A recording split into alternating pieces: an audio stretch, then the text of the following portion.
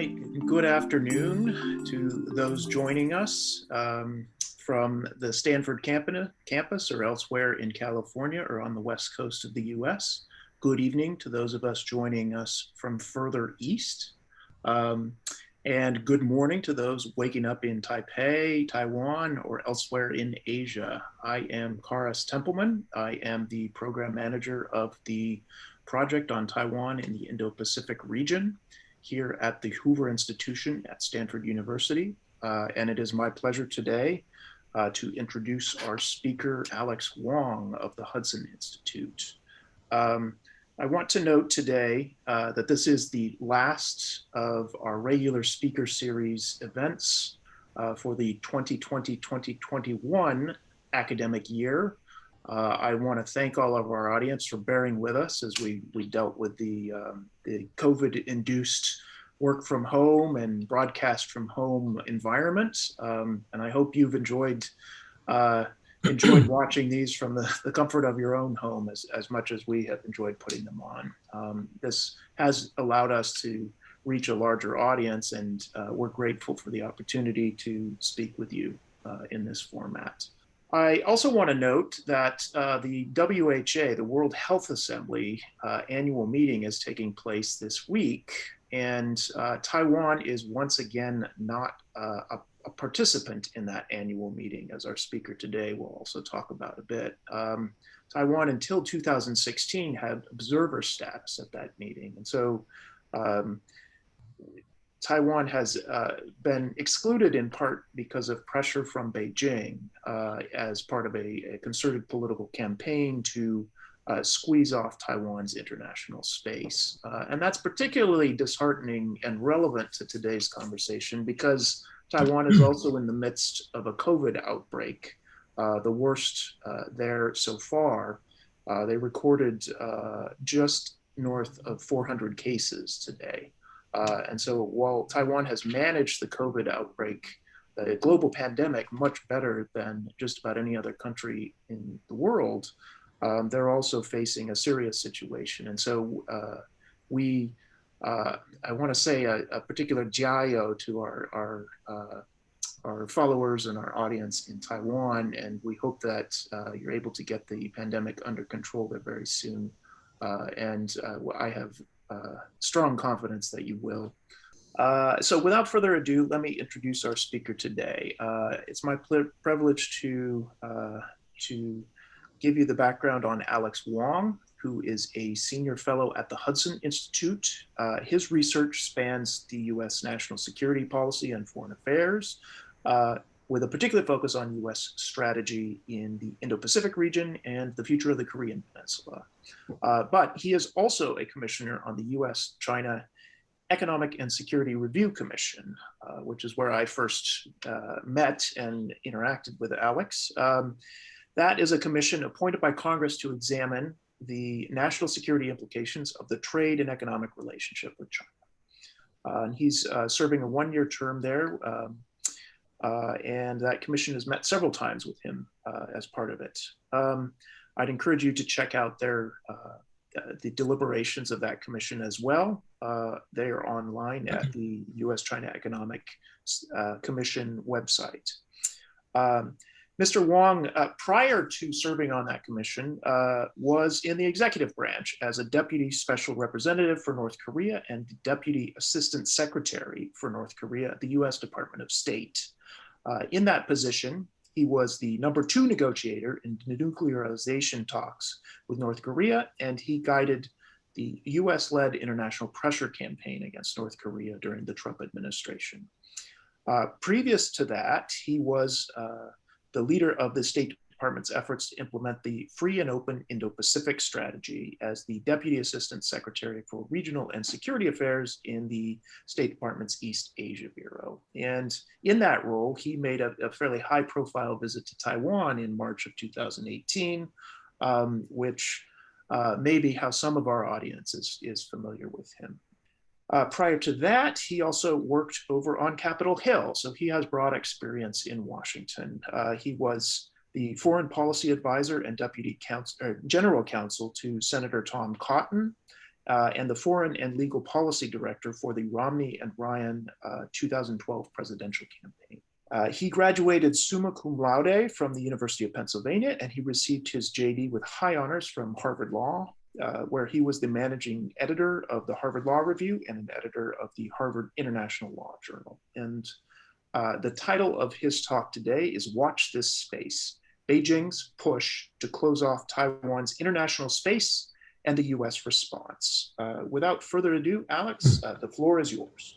Wonderful. Karis, thank you. And my thanks to you and your colleagues at the Hoover Institution for inviting me to share some thoughts today. As you said, I hang my hat at the Hudson Institute these days. And something I've noticed is how productive, how much productive collaboration there is between us here in DC at Hudson and you and your colleagues there at Hoover on the West Coast. So I'm glad to be part of that continued collaboration.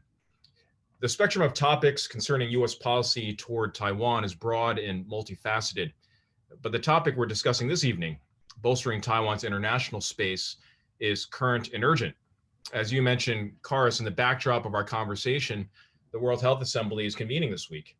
This is the occasion for representatives from across the world to collect under the auspices of the World Health Organization to address the world's most pressing global health issues, COVID-19 chief among them, and set an agenda for action. But for the fifth year in a row, the WHO has excluded Taiwan from being an observer at this meeting. Now, this was not unexpected, but the decision of the WHO at the behest of Beijing puts into sharp relief the intensity of Beijing's broader effort to narrow Taiwan's international space, as well as the cost of that effort to the global community. Taiwan's significance on the global health stage is worth restating. First, Taiwan has a population of 24 million people, on par with that of Australia or all of the Nordic countries combined. This large population is not isolated. The people on Taiwan travel and host travelers frequently. Second, Taiwan has a world-class health system and a sophisticated public health apparatus that, even with the recent spike in COVID-19 cases, executed what may have been the best response to the pandemic that kept cases and deaths low while permitting the maintenance of economic resiliency. And last, Taiwan is a positive contributor to the global public health effort. Through both bilateral and multilateral means, the Taiwan authorities prioritize health assistance and technical training abroad. This includes steady aid to Taiwan's diplomatic partners, most of which are aid recipient countries with only limited health infrastructure. From a global health perspective, it makes no sense that Taiwan would be excluded from the WHO or from lower level meetings of the WHO where much of the technical work is done. Taiwan's exclusion, of course, harms the people on Taiwan as their interests are not being fully represented in the WHO. But of course, it harms the rest of the world that would benefit from Taiwan's expertise, its contributions, and coordination regarding health issues that we all understand recognize no borders. But I think it's important to note that Taiwan's exclusion from the WHO also harms the people in China. Years ago, during the time that China acquiesced to Taiwan's participation in the WHO, Chinese public health officials and cross-Strait officials would openly acknowledge that confidence-building measures with Taiwan in the public health arena made a lot of sense. Given the travel and economic exchange between Taiwan and the mainland, there was a shared threat of infectious diseases. But importantly, given the people-to-people connections and common language between the mainland and Taiwan, there was also an enhanced capability and possibility to coordinate on mitigating and eliminating the disease threat. For 5 years now, that threat has been allowed to fester. And it's worth asking what better steps might have been taken to combat and contain COVID-19 had that coordination continued and had it grown. Now, I've spent some time laying out the entire case of Taiwan in the WHO because it's emblematic of a broader Chinese effort in multilateral fora and the negative consequences globally of that effort. Over a period of years, China has deliberately gained increasing influence in technical intergovernmental organizations. That a country would seek greater influence at UN organizations and other fora is not in itself objectionable. but it has become clear that China has used its enhanced influence in significant part to pursue a range of narrow political aims. And it's done this at the expense of the technical missions of these organizations, namely to foster coordination and provision of international public goods. And perhaps the chief political aim that China has pursued in these fora is the isolation of Taiwan. A chief question we need to ask is, why would China do this? What are Beijing's objectives and intentions when it seeks to exclude Taiwan from international fora and, at other times, to encourage the diplomatic partners of Taiwan to switch their official recognition to Beijing? Of course, a portion of this answer is China's sensitivity to any international institution or foreign actor coming even near the question of China's claim of sovereignty over Taiwan. But that's not the entire explanation. For much of the past 40 years, there's been a discernible, if tenuous, line China has drawn where it would not protest Taiwan's inclusion in international fora where observer or non-state status was available. The basic idea was that if the participation of Taiwan did not touch on the question of sovereignty, China would stand down. This is the basis for Taiwan's participation in APEC, in the WTO after all, where Taiwan participates in a functional observer status. But China's objections in the case of the WHA for the past 5 years, and the intensity of its protestations in other contexts, do not turn on any recognition by an international body of Taiwan as an independent state. They're turning, in fact, upon other motivations. First, China is increasingly using its ability to pressure Taiwan's international space as a cudgel against Taiwan's democracy, and in particular, President Tsai Ing-wen. China's WHA protest, as well as its campaign to poach some of Taiwan's diplomatic partners, began 5 years ago with the election of President Tsai. Beijing explicitly linked the WHA decision in 2017 to its row with President Tsai over the status of the 1992 consensus. While the world has become perhaps acculturated to China's casual linkage of the question of Taiwan's sovereignty to the issue of WHA participation, it was in fact quite a bold and disturbing development.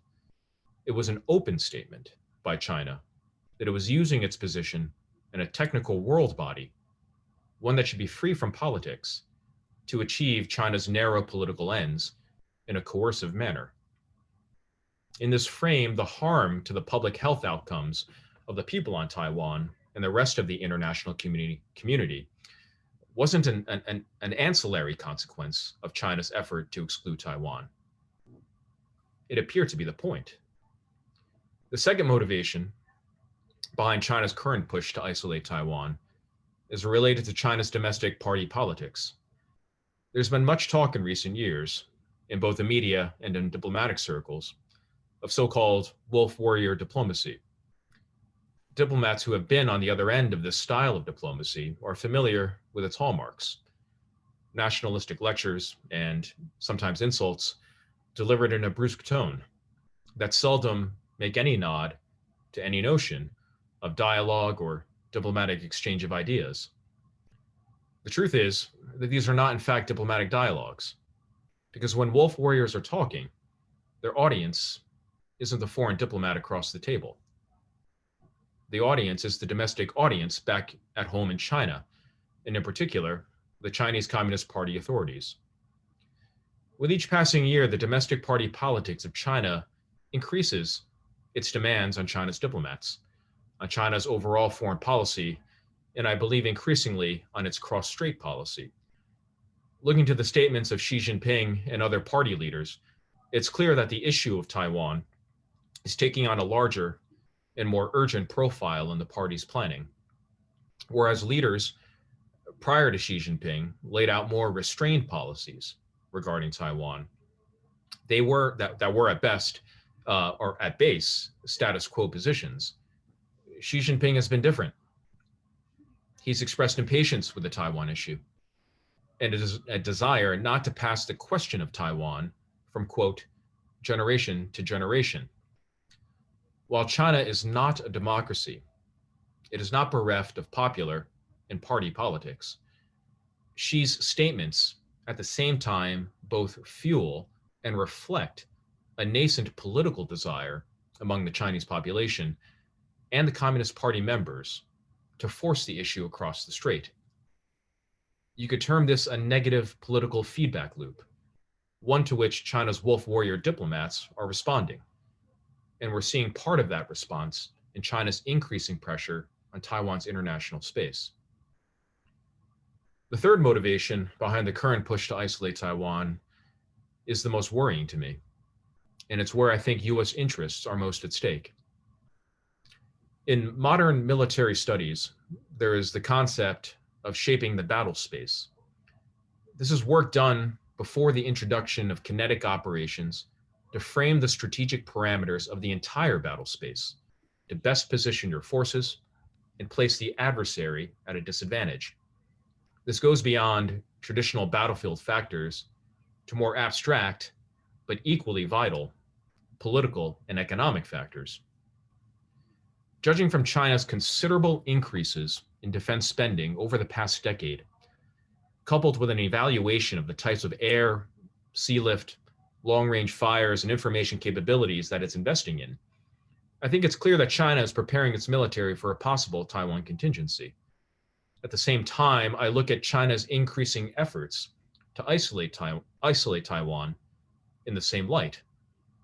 China is preparing the political battle space to enhance its chances at success in a coerced unification operation if it so chooses.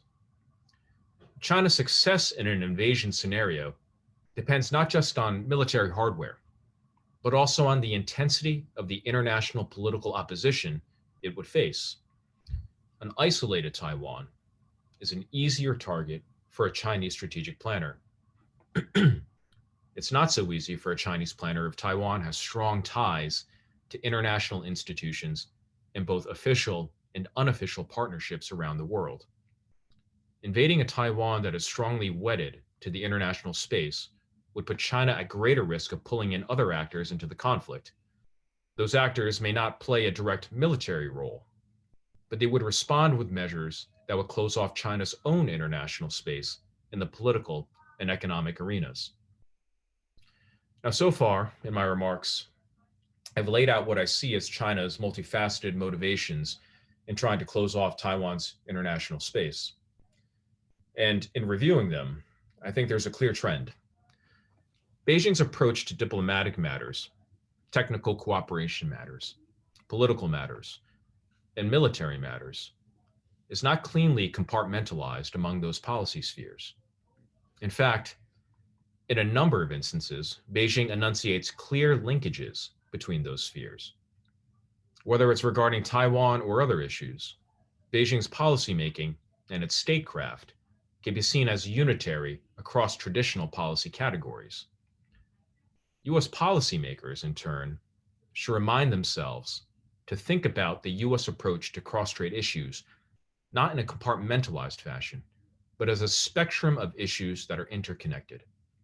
The issue of bolstering Taiwan's international space, as well as the issues of US-Taiwan trade, investment, military sales, and people-to-people ties, directly connect in a unified fashion to the core US interest in cross-strait stability and the prevention of conflict and coercion. Now, this is not a new idea. It's in fact been the underlying concept of US involvement in the Taiwan Strait for the past half century. And it's a concept reflected in the suite of documents that form the basis of the US One China policy, the joint communiques, the Taiwan Relations Act, and the Six Assurances. Those statements take a comprehensive view of US-Taiwan relations. In them, there is no purely political. There is no purely economic. There is no purely security. All aspects of US-Taiwan relations are connected to the overall interest in stability across the strait. Now, that's the basic conceptual framework of US-Taiwan policy. But I'd like to add another concept to that framework. It's a concept we pursued during the Trump administration, and one I believe many in the current Biden administration wish to pursue as well. It's the idea that, paradoxically, the most effective way to maintain stability across the strait is for the United States not to look at Taiwan as a narrow cross-strait issue to be managed. Instead, the United States should widen the aperture. It should look at the example set by Taiwan as an affirmative and positive opportunity to be seized and promoted throughout the Indo-Pacific. Taiwan has a vibrant democratic system. It has made the steady journey from an agrarian economy to one that is capital-intensive, knowledge-based, and cutting-edge. It has enviable positions in terms of higher education, human rights, and social solidarity. Leveraging those qualities to embed Taiwan in the free and open fabric of the Indo-Pacific would go a long way in balancing against Beijing's coercive drive and deterring aggression from across the strait. Beijing, for sure, would like to cut the threads of that fabric around Taiwan. In turn, the United States and our partners need to reinforce those threads. Not just for the interests of the people on Taiwan, although those are important. It's for the national interest of the United States across the Indo-Pacific region. Now, this is a conceptual framework that I would propose for U.S. strategy. But what are the specific policies that would animate that framework? There are three tonight that I'd like to highlight, and they pertain to three distinct areas of Taiwan's international space. First, multilateral institutions. Second, China's periodic attempts to poach Taiwan's official diplomatic partners. And third, Taiwan's position in the global trading system. First, in order to protect technical multilateral institutions from Chinese attempts to infuse them with narrow political aims, whether they're focused on Taiwan or not, it's important for the United States to institutionalize within its civil service and its diplomatic corps expertise in multilateral affairs. China has long invested in a concerted effort to whip votes in favor of its countrymen or favored candidates for leadership positions at the UN and UN-related bodies, the WHO among them. This years-long effort has borne political fruit for Beijing, including in the isolation of Taiwan within these bodies. Understanding and then shaping the internal electoral politics of these multilateral bodies is not an intuitive matter. In fact, it's less akin to traditional diplomacy than it is to the peculiar nature of parliamentary politics, involving individual personalities, horse trading among unrelated issues, and flexible and subtle coalition building among repeat players involved in a series of votes over time. In light of this, it's imperative that we adequately equip our career diplomats with the tools and parliamentary tradecraft necessary to successfully win elections for the best candidates. Now, our career diplomats spend normally 2 to 3 years at a time working at multilateral bodies before moving to another more traditional diplomatic post. This structural feature of our foreign service puts them at a disadvantage in learning and executing within these unique political environments. Now, in the Trump administration, there was an important decision to name a special envoy for UN integrity, who was charged with leading the US whip operations in leadership elections, among other duties.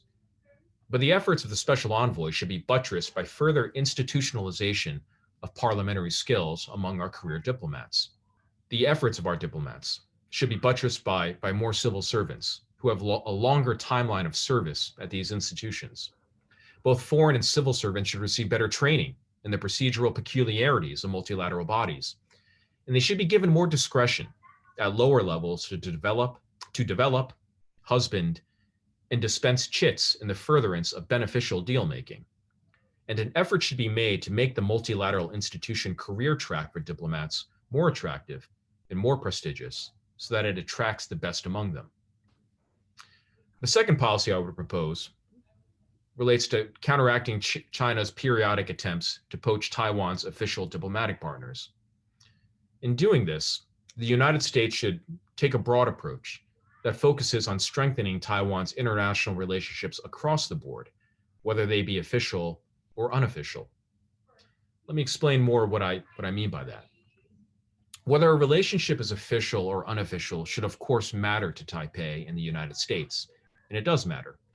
But the official-unofficial distinction, as purely a legal distinction, should matter less to Taipei and the United States in terms of vital interests than it does to Beijing.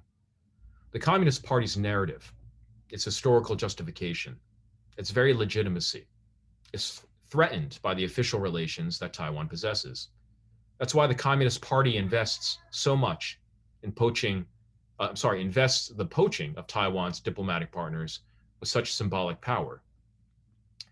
But for the shared Taiwan and US interests in deterring conflict and coercion, in protecting Taiwan's democracy, and in energizing the free and open fabric of the region with Taiwan's example, the best metrics of our success are the number and substantive quality of Taiwan's relationships, regardless of the official or unofficial nomenclature. So in a scenario where China is attempting to poach a Taiwan diplomatic partner, the US should make its views clear with that partner's government. It should, of course, make its views clear with China. And consistently, the US should continue to support joint engagement together with Taiwan, with all of its 15 diplomatic partners, to maintain the value and logic of those relationships.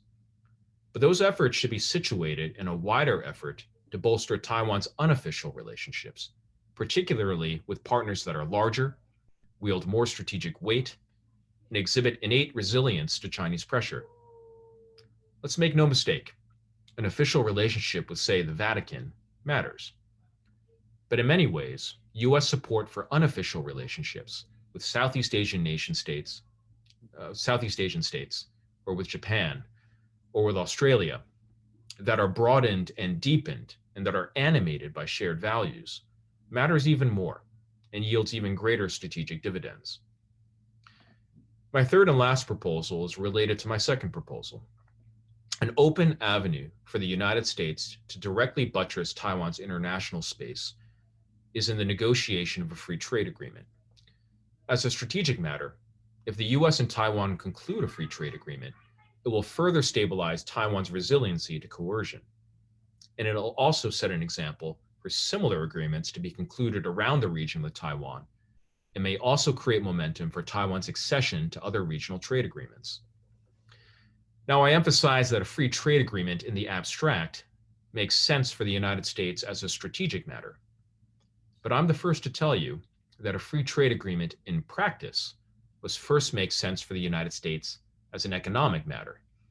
If it doesn't, the trade agreement will not have popular support, and as a result, it will tend to fray the strategic logic of the agreement over time rather than strengthen it. Finding that economic sweet spot, one that can then give rise to strategic benefits in the long term, is the job of trade negotiators. And I'm eager to see what steps the new US trade representative takes in this regard. Now, I've spoken a long time, and I want to be sure to leave room for some spirited questions and discussion. But I want to say thanks again to you, Karis, and to the Hoover Institution for the opportunity to speak tonight. And I'm looking forward to the conversation. Okay, great. Thank you for that wonderful presentation, Alex. You've put a lot on the table. I was remiss earlier in my introduction in noting we are accepting questions from the audience. If you have a question, please do enter it. You'll notice a little Q&A box down at the bottom of your screen. You can just write in your question there. And I don't know if we'll have time for all the questions, but I'll attempt to read through those and generate a prompt for our speaker to respond to. The first question I wanted to pose to you, Alex, is about how practical it is for the US to push back against China's efforts to constrict Taiwan's international space, and in particular, whether we ourselves might look a little bit hypocritical when we do that, in the sense that we do not recognize Taiwan as an independent country. We have our own one China policy, and within that framework, we maintain robust unofficial relations, but we do not have an official partnership. And so when we criticize other countries for flipping from Taipei to Beijing, do we not look a little hypocritical then? And does that then not undermine some of our own moral authority in pushing back against countries that would make the switch? Right. I mean, the short answer is no. I've heard this argument before in some discussion, whether it's internally in the government or just in policy circles. I think it's a pretty facile objection, to say, well, the United States doesn't recognize Taiwan, so how can you, push back on this?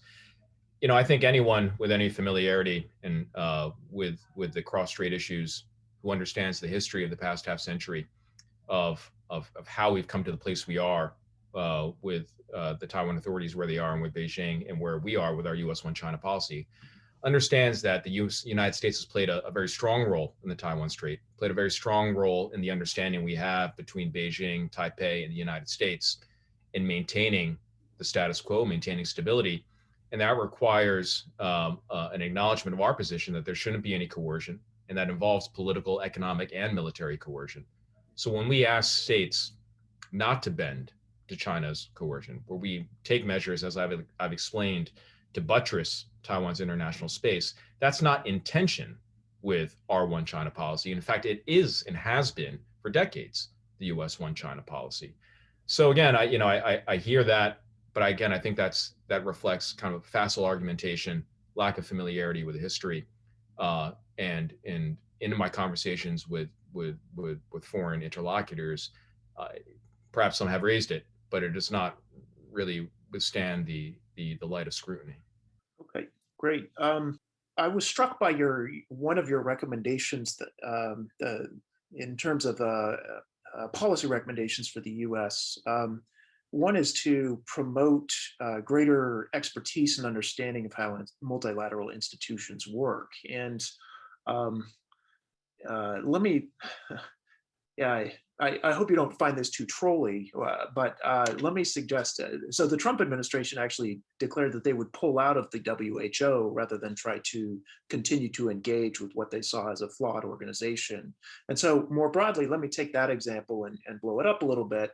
It seems to me there's two broad strategies here for the US when they're dealing with an international organization that is, in our view, has been captured by Chinese influence or is under Chinese influence. One is simply to quit and go home, or to pull out and try to create some kind of parallel or alternative institution. The other, though, is to re-engage and to kind of redouble our efforts to push back against that influence. And given that you worked in an administration that was pretty skeptical of international organizations, broadly speaking, and their susceptibility to Chinese influence and the restraints or constraints they put on U.S. influence, versus the recommendation you have here, I wonder how you come down on this issue. Is it institution by institution, or do you think, just as a blanket statement, the U.S. should redouble our efforts to be involved in these multilateral organizations? So yeah, thanks for the question. Just as a little background, I was actually nominated to take up an ambassadorial post at the UN in New York. Didn't quite get confirmed because I ran out of time, although I made it out of Senate. It's all my personal situation. Was not confirmed, but I take a strong interest in U.S. participation in the UN and other multilateral fora. So let me just talk a little bit about my proposal. If you spend some time in the Foreign Service, working with the Foreign Service, you'll know that there are some postings that are more coveted than others. There's some career tracks that are more coveted than others.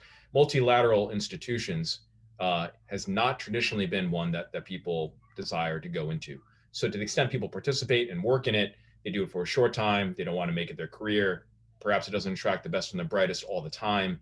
And in the activity within multilateral institutions, particularly the leadership elections that have been a lot of the focus of China and what's the focus of the Trump administration in a lot of our efforts to counteract their efforts to elect their favorite candidates.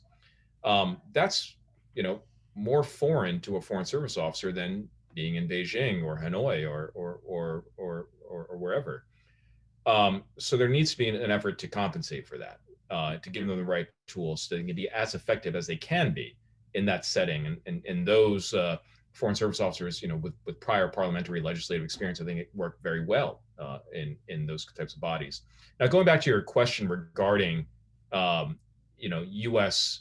Withdrawal from certain bodies, I have no problem with that as an option, where we find that an institution is not living up to its mission, where an institution has been so put at odds with the UN Charter or whatever the charter may be, and I'm talking, if you want specifically about the UN Human Rights Council, for instance, that should be an option for us to withdraw. Because if we are fully committed as the number one funder of UN operations, no matter which direction these organizations are going, no matter how corrupt they are, no matter how disfigured their activities are, that's not an incentive for them to reform.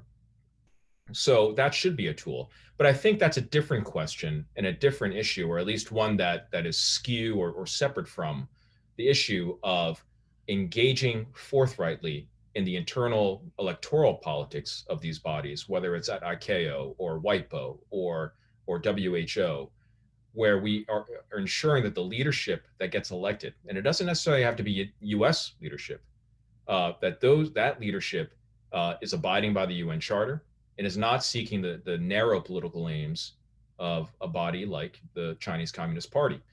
And that's just the electoral leadership level. There's also the issue of making sure that the international civil servants at multiple levels, who are very influential, who do a lot of the work and where the rubber hits the road, that U.S. citizens, but also citizens from countries, again, that are true international civil servants, are getting those jobs, and there's not an overrepresentation from China or other countries where their designs may not be in line with the UN Charter and the overall interests of the international community. Okay, great.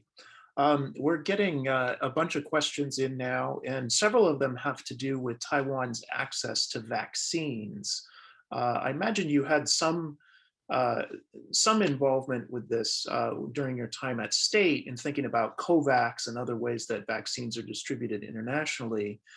Taiwan is part of COVAX and has received a few thousand vaccines. I believe they're up to about 500,000 now in total through that network. But other channels that they've pursued to get vaccines have not been as effective. And in particular, there's a big controversy right now in Taiwan about the possibility of getting vaccines from Chinese suppliers. Taiwan has a blanket ban on pharmaceutical products from mainland China. That includes vaccines. And so there's some political pressure on Tsai Ing-wen to lift that ban. She has so far declined to do that, but she has pursued a vaccine contract with BioNTech, which is one of the manufacturers of Pfizer, which has a contract with Fosun in China to distribute that vaccine domestically in China. The dispute, as I understand it, is about whether Taiwan is included under that contract and whether Fosun then has exclusive right to distribute to Taiwan as well as to Hong Kong and Macau and mainland China. So I wondered, that's a long way of setting up this question, but I wondered if you had some thoughts about the current controversy over Taiwan's inability to sign a contract directly with BioNTech or other companies distributing a vaccine, and the delays in getting those vaccines. Right. Yeah, I've seen the same reports, and I've followed it, and I've been following, the vaccine distribution, but also just political ramifications, not just for Taiwan, but for countries throughout the world. It's maybe ironic is not the right word, but unfortunate and notable that some of the countries that had the best overall response to the pandemic last year, whether it be South Korea or Taiwan, that they're experiencing delays in receiving the vaccines now. So this is not a problem unique to Taiwan, and it's going to take, and I think many countries are going to do some after action reports on how this occurred. You look at a case like Israel, where Prime Minister Netanyahu, I think, made the very early decision to not just pay more to secure early supplies of, I think it's the Pfizer vaccine and the Moderna vaccine. Mm. But he also promised to share with those countries public health data, which is very robust and granular in Israel, to aid them in their own research on the effectiveness of those vaccines. So this is a very complicated issue on how the vaccine prioritization happened, how the commercial agreements have been met, as you've outlined, given I think it's the licensing agreement that Fosun has as a producer. And, the reports I've seen that indicate, and it could just, I'm not sure if it's right, that there was a specific mention of Taiwan in their contract. But I also saw that the Taiwan health minister indicated that he would like to see some paperwork or some proof of. I'm not exactly sure what it is, but he'd like to see something from Fosun. So there might be a way forward here. I'm not sure. But from the U.S. perspective, I know President Biden has talked about making, I think it's 20 million or even more vaccine doses available for distribution to countries around the world. Now, in that process, if it's anything like the process that we underwent in the Trump administration to plan out our assistance on COVID, there are a lot of factors you have to take into account there. Need, assistance, assurance that the distribution will be equitable within each country's. But one of the factors we will have to look at is need. But that doesn't mean that no vaccines could go to Taiwan. If you see in the recent summit that occurred between President Moon of South Korea and President Biden, they came out with an agreement to vaccinate South Korean servicemen and women as part of our alliance there. And a lot of people said it would have probably been an easy no for Biden to say, well, you're a developed country that has a great health system, we wouldn't want to do that. But they found a way to provide some assistance. And I think as I know there are talks ongoing with Taiwan authorities in the U.S. about this. I think there's some way we can hopefully provide appropriate levels of vaccine, even if it's not enough to vaccinate the entire population, but as a goodwill gesture. Particularly given last year the way that Taiwan helped us in our time of need, as well as other partners around the world with PPE and other assistance on COVID. I think that's good. I think it'd be good to help out our partners and be reciprocal in that fashion. So I'm following it, but I'd like to hear more about this dispute with Fosun. But hopefully, I understand there are other contracts with other vaccine makers, and that those come online sooner rather than later for Taiwan. Can I just do a quick follow-up on that? And that is, there have been several stories about Taiwan's formal diplomatic relationship with Paraguay, which is the only country in South America that still has formal relations with Taiwan. There's some pressure on Paraguay domestically, on their leadership from domestic opponents, to switch diplomatic relations to Beijing, mostly to get access to China-produced vaccines. And so I wonder if this is another case where the US potentially could bump Paraguay up the priority list if we do have a surplus of vaccine to supply Paraguay in exchange for them not making the switch. Or is that a bridge too far? Are we getting too much into kind of vaccine pressure and diplomacy? Right. Well, look, I'd be curious to know if Beijing has in fact made that offer. Yeah. Or if this is just, domestic political discussion in Paraguay. I haven't been following the issue that closely.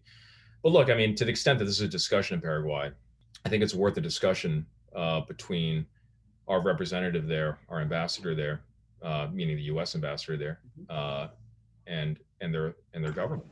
The power of the United States, simply by making our opinion known, simply by making a request, and simply by explaining and situating an issue in the overall relationship we have with the country, that's actually quite persuasive. I'm not sure if that conversation has happened. If it has come up, I'm sure I know what our ambassador would say. But that's where the policy should begin. Have the conversation, see where the government actually stands. But speculating about trying to play a game of one-upping Beijing to bid for diplomatic recognition. It's not where you want the relationship to be. You want the overall relationship to be grounded again, in long-standing trust, but also share values and wider connections between the countries, and not just between the governments, and not on a narrow temporary situation like this vaccine diplomacy. So that's what I would say about that. But I don't know the particulars of the situation. I don't know what conversations are ongoing, but that's where I would start the conversation. So next, I have a question from Larry Diamond, who I believe is on the line here with us. Can I turn it over to Larry to ask that directly? Okay, I have two questions that are a little interrelated. First of all, Alex, that was a very good answer to the last question, by the way, and thank you for your work and your presentation.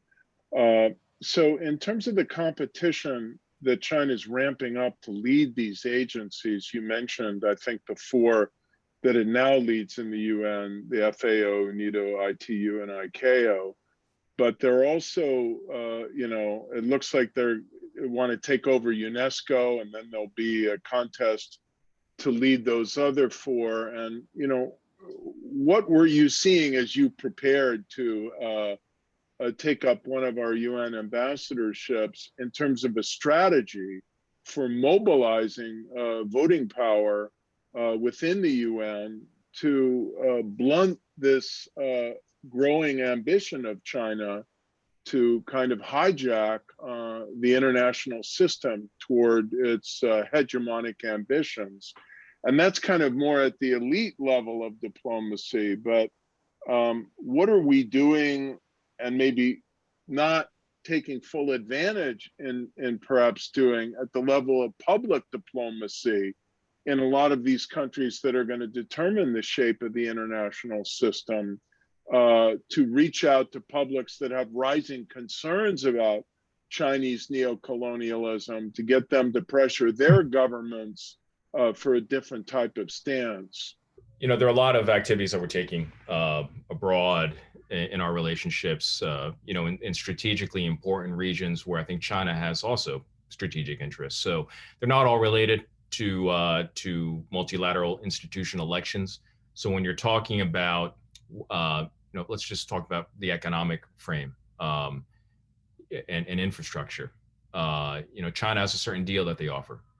The U.S. has a different deal, and our partners in the West have a different deal. The private sector has a different deal, and having that conversation, not about telling countries who to work with or who not to work with, but talking to them about standards and long-term benefit to them, and then offering them options, is something that's happening. And that doesn't relate directly back to the multilateral electoral issue.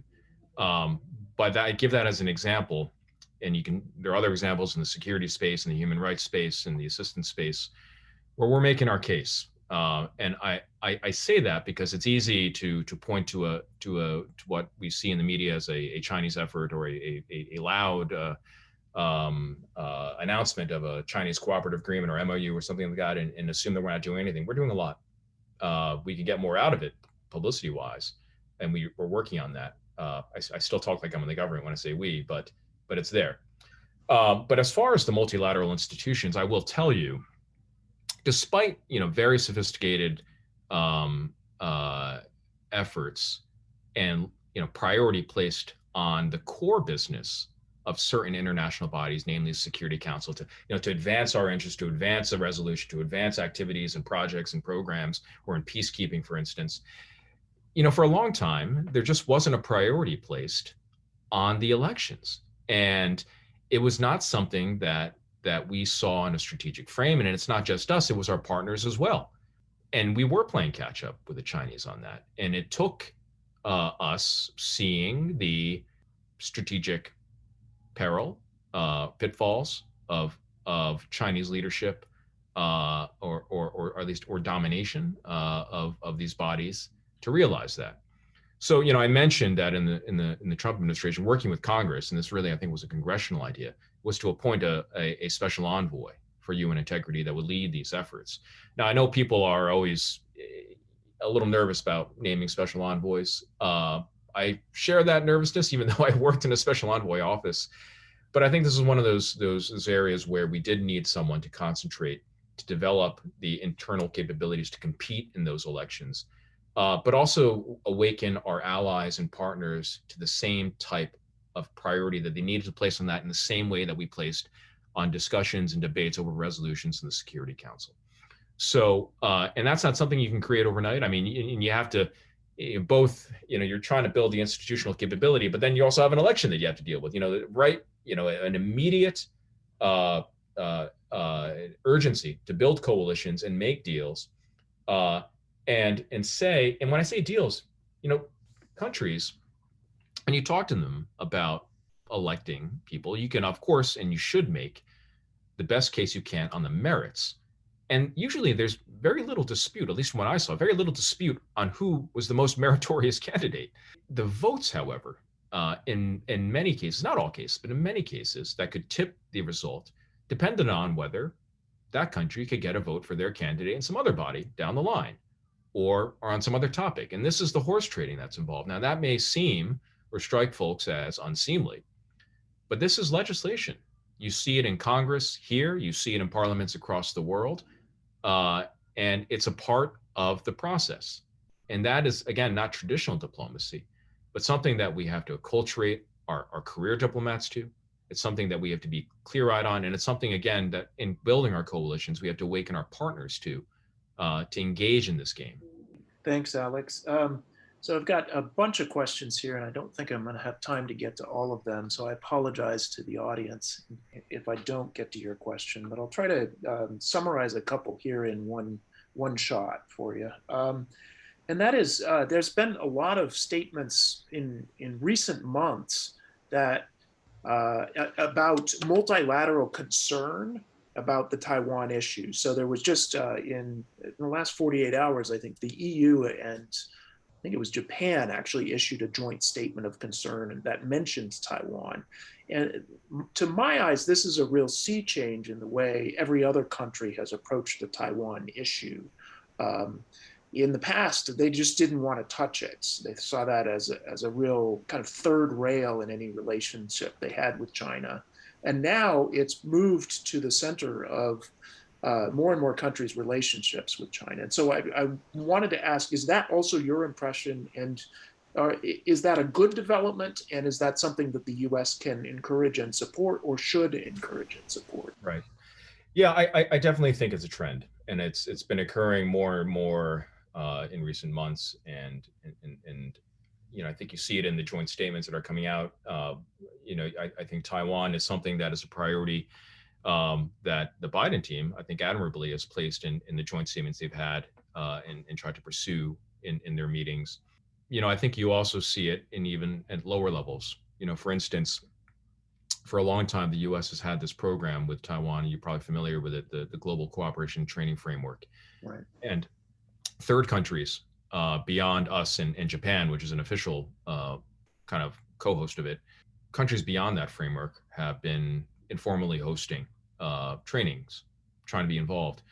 So, I think, going back to my remarks, whether they're official or unofficial relationships, deepening and broadening relationships that Taiwan has across the board with countries is good for stability. It's good for deterrence, because expanding Taiwan's international space is an expansion of deterrence, in my view.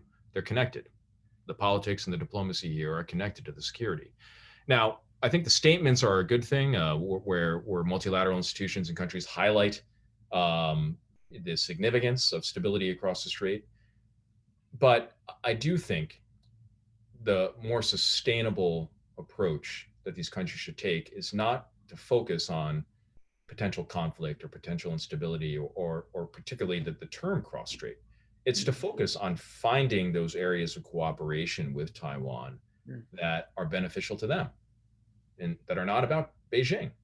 Taiwan, if I'm a country, let's say a developed country in Europe, I look at Taiwan and I think there's a possibility here for some sort of partnership on semiconductors, on advanced materials, they need energy, on energy importation. The Taiwan authorities have laid out some economic plans and economic priorities. A lot of it focused on Southeast Asia, but some focused on financial asset management. All areas of cooperation that can be productive to a third country and that are not about China. That's what I would encourage if they're looking to be involved in this space more. But to answer your question in short, the trend I think is discernible. The trend I think is good, but I also am worried that it's reflective of greater fear of a possible conflict, which is not good. So related to that, I just want to say you're preaching to the choir here. We've long, this program is dedicated to the idea that Taiwan should be considered on its own merits rather than as a problem or an issue in the relationship with China. For better or worse, there are also weak points to Taiwan's political system and its economy. But that Taiwan itself is a success story and should be considered as such in its relationships with all the other parts of the world. But related to the concern about a rising military threat to Taiwan, there's been increasing chatter in US foreign policy circles that Xi Jinping might be willing to give the order within the next few years to actually make a military move against Taiwan. And I wondered, there's certainly some difference of opinion even within our own institution about how likely that is. And I wanted to get your sense of whether you think that is a real threat, whether the kind of sense of alarm, if not, I don't want to say panic, but certainly a sense of urgency in trying to bolster Taiwan's defenses is justified today, or whether you think the non-military aspects of this relationship are potentially being overshadowed by this focus on the shifting military balance in the Western Pacific. So sure, I'll answer that question. When you are judging a threat, as a policymaker, you look at two factors. You look at the absolute, if a contingency occurred, if a war occurred, a conflict occurred, you would look at the magnitude of the harm to U.S. interests in the international system.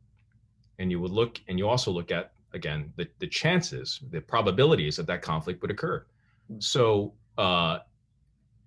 even if the probabilities are small, even if the probabilities are disputed of a Taiwan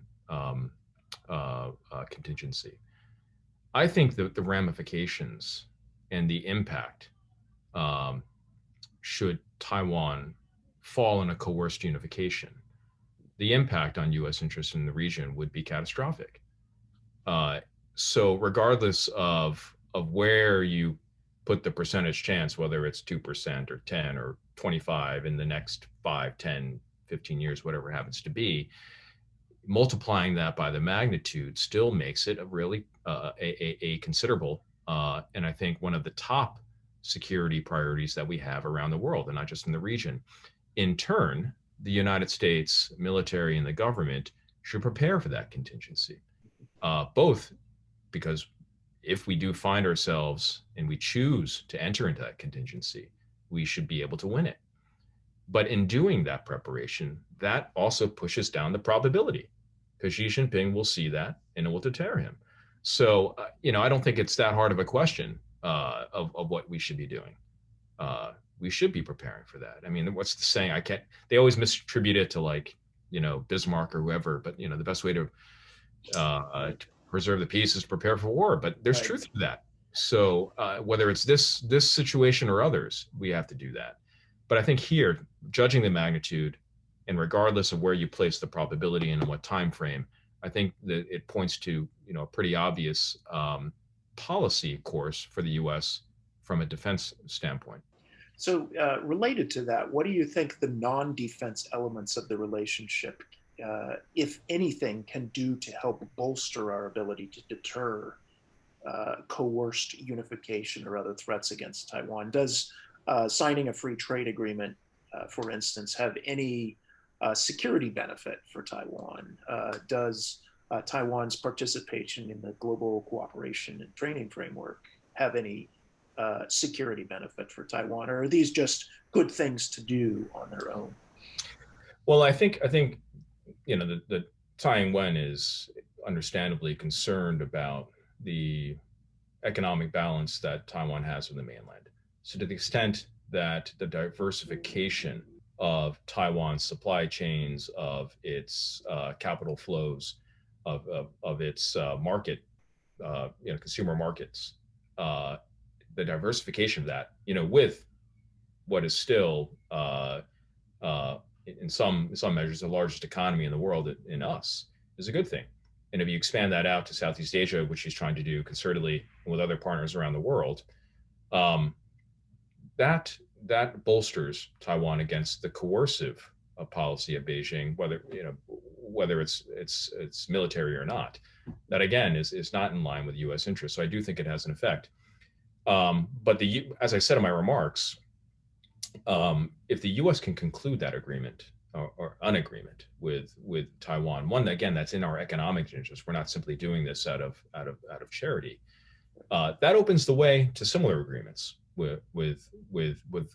between Taiwan and other countries in the region.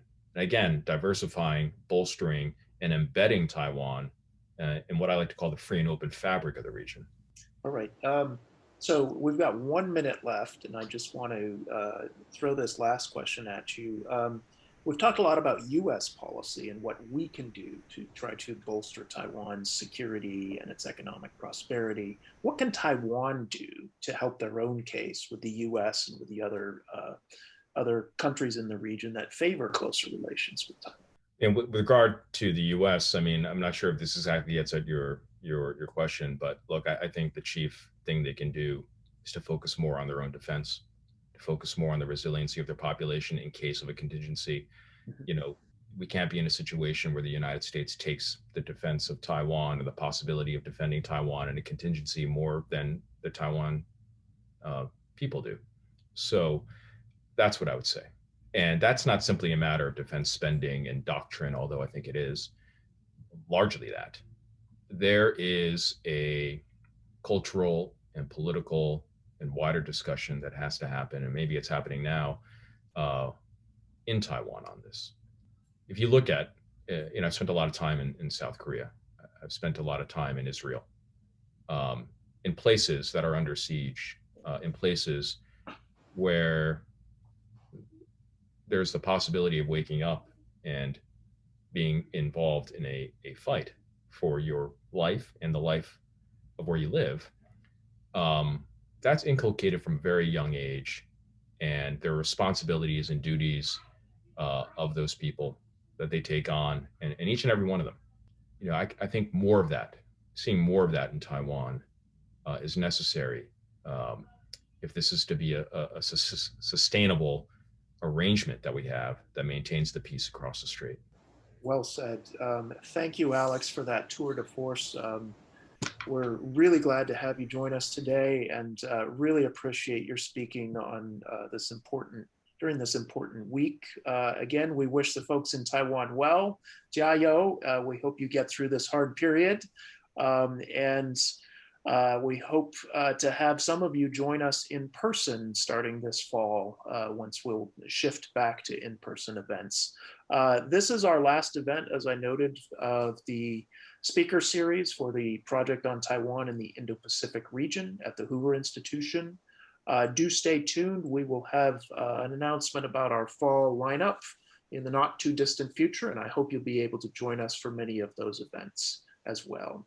I'm Karas Templeman, and this has been the Project on Taiwan in the Indo-Pacific speaker series. We've been speaking with Alex Wong. Thanks, everyone, and good morning, good afternoon, or good night, wherever you may be.